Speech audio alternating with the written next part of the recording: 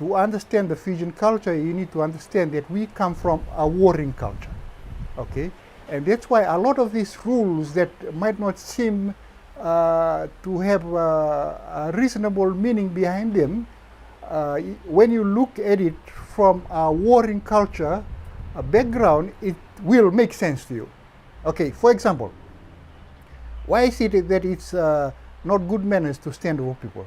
Before, the weapon of choice that Fijians use is a war club.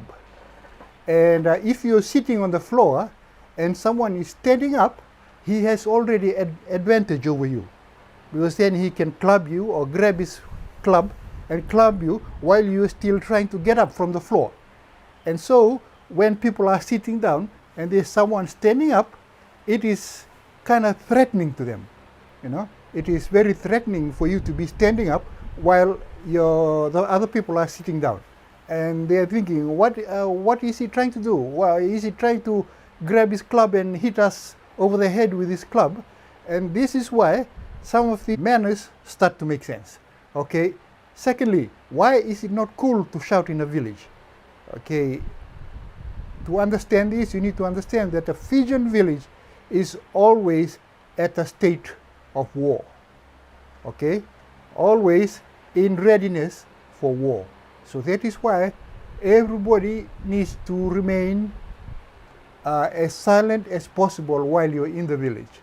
When there's a shout, there is only one meaning to this shout, that we are being attacked.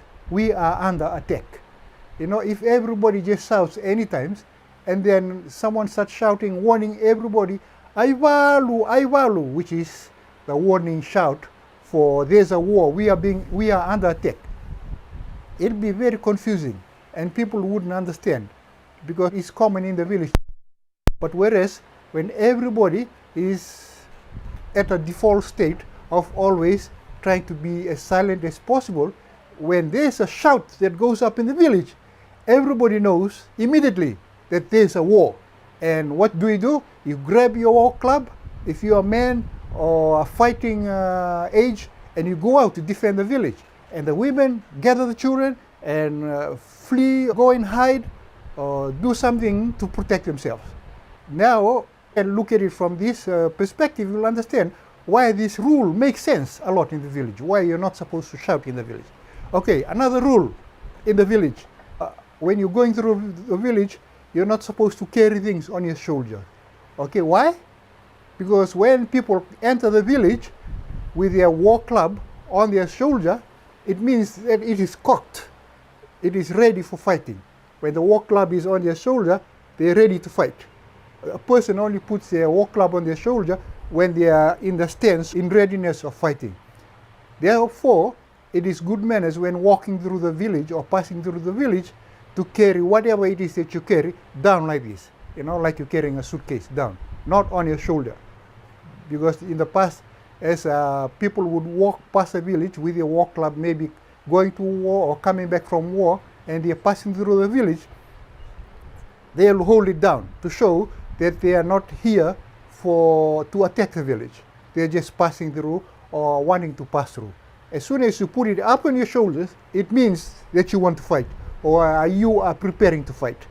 And that is when people will start grabbing their war clubs or stones or whatever to fight you back.